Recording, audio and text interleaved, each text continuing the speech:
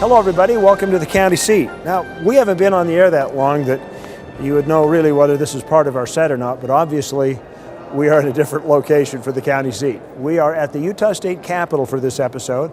We are here because it is Rural Legislative Day at the Capitol for the legislature. It's a chance for people from rural counties with rural issues, their industries, their agencies, their governments, their tourism bureaus, to get together with the legislators and discuss important issues to the rural part of the state.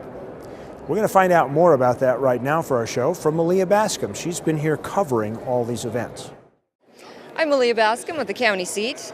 We're here at the state capitol for the first ever Utah Rural Legislative Day, which kind of gives agencies, counties, and industry a chance to strut their stuff before the legislators and let them know exactly what they're about. The governor addressed the crowd, awards were handed out, and all in all, everyone came away with a positive experience.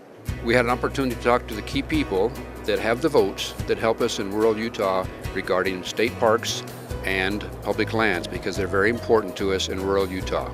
The legislature needs to know how the people actually feel. We were asked today to come by the commissioners for Miller County, and we're excited to be here and support the day. The Utah Rural Legislative Day was the brainchild of Beverly Evans. Beverly came up with the idea for the Utah Rural Legislative Day as a way to get counties before the legislators in an informal setting and let their voices be heard. Well, I served in the legislature for 20 years, 12 in the House and 8 in the Senate. And at that time, we had what we called a rural caucus.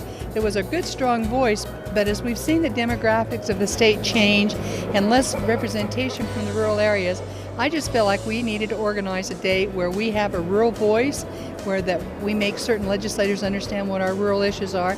Most Utahns live and work along the Wasatch Front, and they think little about the economic impact of rural counties as they drive along busy freeways in a metro area. But 17 of the 29 counties in Utah are considered rural and make up most of the land in the state. That fact alone means that resources used in more populated sections of Utah would be non-existent if not for rural industries.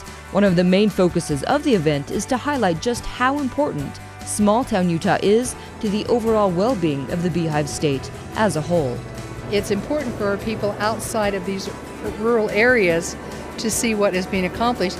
And one of the things that's nice is when they come out to the rural areas, they only come out usually for the recreation or to visit family or something, not really understanding some of the accomplishments and some of the opportunities in these rural areas. This is a chance to showcase those accomplishments and opportunities and to share some of the challenges that we have out in the rural areas.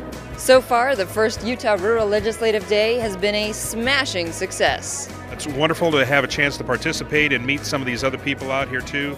We've got a lot of common interest on the ground here, and I hope we get a chance to take this forward. Utah Governor Gary Herbert, along with other speakers, focused on rural issues before taking comments in a sort of open dialogue to address concerns ranging from oil and gas leases to small-town economics. The overall feeling throughout the day seemed to be one of collaboration and mutual respect.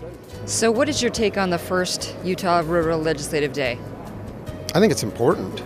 I think it's very important that the legislators see our issues. When you make a phone call, it's okay. When it's face-to-face, it's important. And we're here face-to-face. We've met with some legislators.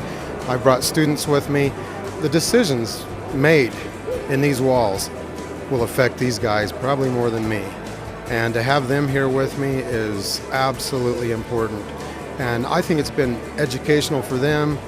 It's been energetic. It's neat to see all the things that are happening in rural Utah. Well, we've just been really pleased. We've had over 30 displays of businessmen, services, and organizations throughout the state. We're just thrilled to be able to have this annual event. This is our very first one, and we plan on making it an annual event every year now. From all indications, the first Utah Rural Legislative Day will not be the last. For the county seat, I'm Malia Bascom. Back to you, Chad. The reason that we came up to here for Rural Legislative Day is because their mission is very similar to that of the county seat. Take important county issues and bring them to the Wasatch Front. Bring them to everybody's attention. When we come back, we'll bring you a story about renewable energy here in the state of Utah.